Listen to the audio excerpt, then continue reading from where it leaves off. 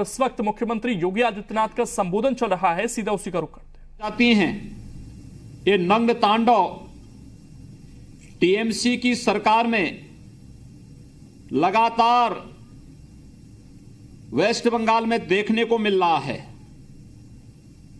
ये बातें इस बात को साबित करती हैं कि लोकतंत्र और संविधान में सुश्री ममता बनर्जी और टीएमसी का कोई विश्वास नहीं है। जो लोग अभी हाल ही में वेस्ट बंगाल जाकर के लोकतंत्र के नाम पर टीएमसी के मंच पर थे, उन सबको भी स्वयं अपने आंचल में झांकना चाहिए कि सरकार जो लगातार वहां पर जनभावनाओं को दबा रही है, कभी शारदीय नवरात्र में मां दुर्गा की पूजा से रोकने का कुत्सित प्रयास किया जाता है। कोलकाता हाईकोर्ट को भी वेस्ट बंगाल की सरकार को इस बात के लिए सरकार को कटघरे में खड़ा करने के लिए मजबूर होना पड़ा, जिससे क्योंकि वहां पर सरकार जनभावनाओं का निरादर कर रही थी, दुर्गा पूजा करने से लोगों को रोक रही थी। और इसीलिए मैं आज आप सबसे कहने के लिए आया हूं कि जिस मजबूती के साथ बंगाल के कार्यकर्ताओं ने टीएमसी के गुंडों का मुकाबला किया है, वह लोकतंत्र के लिए आप जैसे कार्यकर्ताओं को मैं अभिनंदन करता हूं। और मैं आप सबका आह्वान करता हूं कि आप सभी टीएमसी की इस गुंडागिर्दी के खिलाफ लड़ें। हम सब आपको आश्वस्त करते हैं, यह सरकार हमें रोक नहीं पाएगी। बंगाल में भारतीय जनता पार्टी की सरकार आएगी।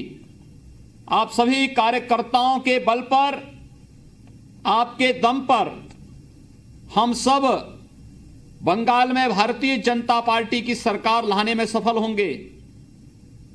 सुश्री ममता बनर्जी और टीएमसी के लोग किसी गलतफहमी के शिकार हो चुके हैं। इन्हें यह नहीं भूलना चाहिए कि भारतीय जनता पार्टी इस देश के अंदर 16 राज्यों में शासन कर रही है। और सुश्री ममता बनर्जी को यह मानना चाहिए कि लोकतंत्र में शासन का, प्रशासन का दुरुपयोग इस रूप में नहीं होता है जिस तरीके से वेस्ट बंगाल के अंदर किया जा रहा है। लोकतांत्रिक तरीके से चलने वाले कार्यक्रमों और आंदोलनों को जिस तरीके से कुचलने का कार्य हो रहा है, यह अत्यंत निंदनीय है। हम इसकी निंदा करते हैं। और वहां का प्रशासनिक तबका जिस तरीके से टीएमसी के वर्कर के रूप में कार्य कर रहा है, यह भी स्वीकार्य नहीं होना चाहिए। मैं एक बार पुनः आप सबका आह्वान करूंगा। आपने देखा होगा 1 फरवरी को आदरणीय मोदी जी के नेतृत्व में केंद्र सरकार ने आजादी के बाद का सबसे अच्छा बजट देश के सामने प्रस्तुत किया है। यह बजट इस देश के गांव, गरीब, किसान, नौजवान, महिलाएं और समाज के प्रत्येक तबके के हितों के लिए पूरी तरह समर्पित बजट है। इस बजट के माध्यम से 12 करोड़ किसानों को सीधे सीधे लाभ होने जा रहा है। यह बजट 10 करोड़ मजदूरों को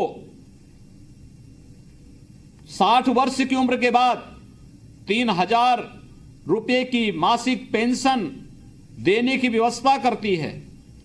यह बजट इस देश के 4 करोड़ छोटे व्यापारियों की सुरक्षा की गारंटी देता है।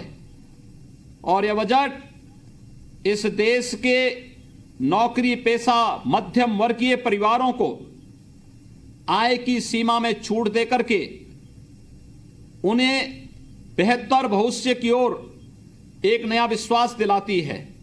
और इसीलिए आज के उस अवसर पर मैं आप सबका आह्वान करूंगा कि आपने वेस्ट बंगाल के अंदर सुश्री ममता बनर्जी की, टीएमसी की और लोकतांत्रिक सरकार के खिलाफ जिस प्रकार का मोर्चा जनतंत्र बचाओ रैली के माध्यम से संभाला है, मैं एक बार पुनः भारतीय जनता पार्टी और उन सभी समर्थकों का अभिनंदन करता हूं जो हर विपरीत परिस्थिति का सामना करते हुए इस अराजक, लोकतंत्र विरोधी, संविधान विरोधी सरकार का डटकर मुकाबला करके इस अभियान को आगे बढ़ा रहे हैं।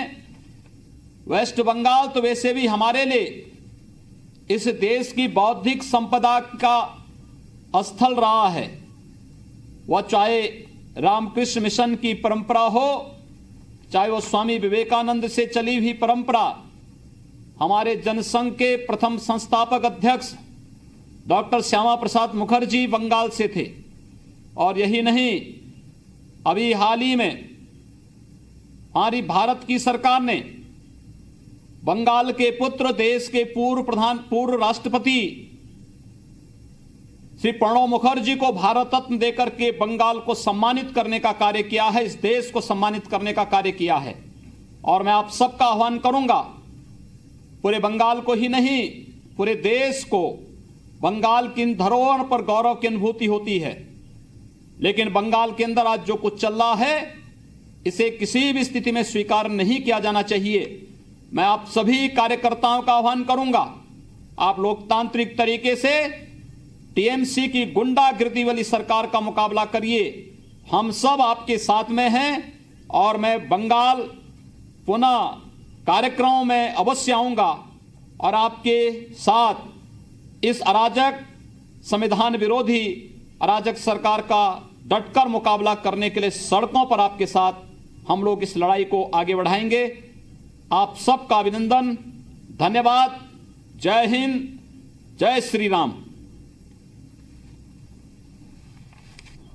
मुख्यमंत्री योगी आदित्यनाथ को आप सुन रहे थे, वो पश्चिम बंगाल आज नहीं जा पाए, जिसके बाद फोन पर ही उन्होंने अपना संबोधन किया है, कार्यकर्ताओं को संदेश देने की कोशिश की है, जमकर निशाना साधा है ममता बनर्जी पर।